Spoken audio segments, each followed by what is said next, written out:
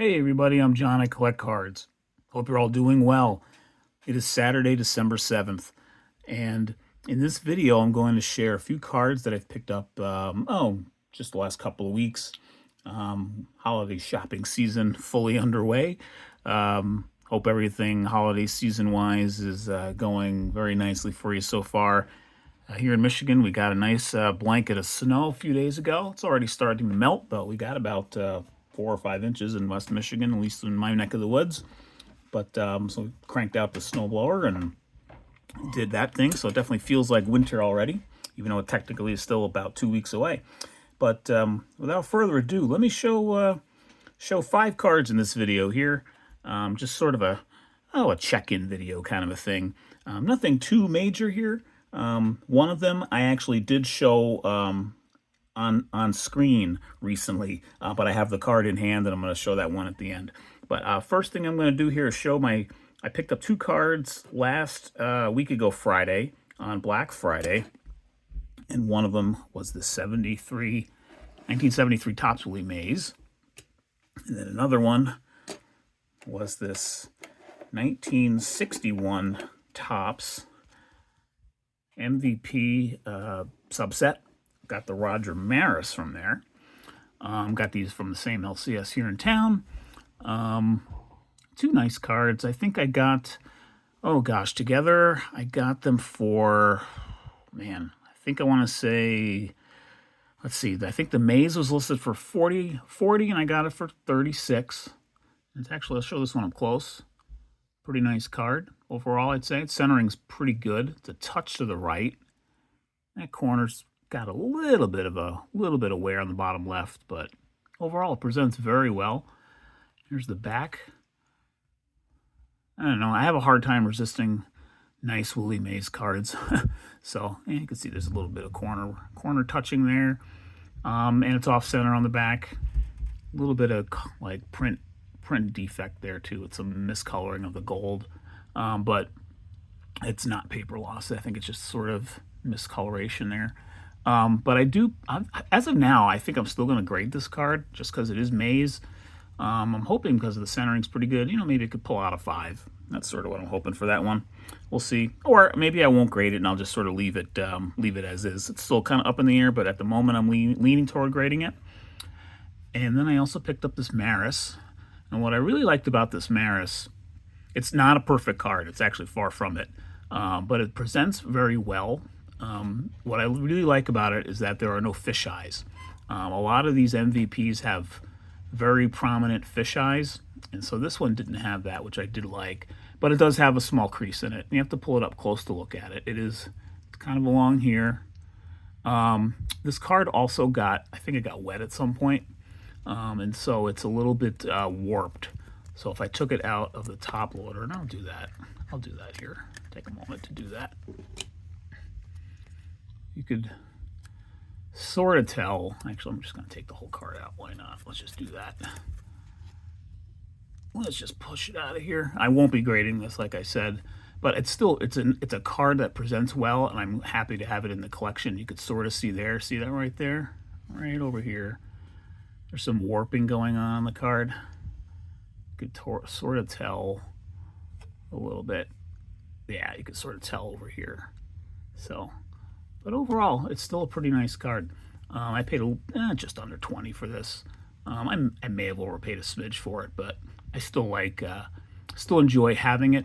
I've got a couple of other MVP cards from this series. I've got the Yogi Berra. I've got the Roy Campanella. Those 2 I have graded. And I also have a Don Newcomb tucked away in my raw box, main raw, kind of primary vintage raw box. And that's where this one's going to go as well. So overall, I was happy to pick up these 2. I just was, in a Black Friday shopping mood. Thought I'd pop into my LCS and I picked those 2 up. Good ones to have. I'm counting these as kind of holiday shopping. I picked up, just in the last 2 days, I've gotten 2 TTMs through the mail autos that have come in. They both cost, each one cost $5. So to me, I shopped during the holiday season. They both went out during Thanksgiving week and came back 11 or 12 days later. This first one here came back yesterday. Here's a really good 80s pitcher, 1980s pitcher for Baltimore, Mike Boddicker. Very nice signature, too. Very nice there. And then also for $5, this arrived today, Stan Bonson. Bonson was the 1968 American League Rookie of the Year, pitching for the Yankees. He had a very, very good start of his career, and then actually had a pretty good career as a reliever later in his career as well. Very nice career overall. An interesting side note: both of these players originally are from Iowa, so from the Hawkeye State. One from Council Bluffs and one originally from Cedar Rapids. Two different sides of the Hawkeye State there, but they both have come in the last 2 days, $5 a piece. Very dependable signers through the mail, is my understanding, and they were for me. So really enjoy picking those up. I had been pretty slow in getting TTMs back, but it's nice to see those two arrive. I was happy to add those to the collection. And now the last card I'm going to show. Actually, let me grab one of those holders back here. I'll just keep it handy. Last one I'm going to show here is a card I won from a Robert Edwards auction a few weeks back, and I just got it in the mail recently.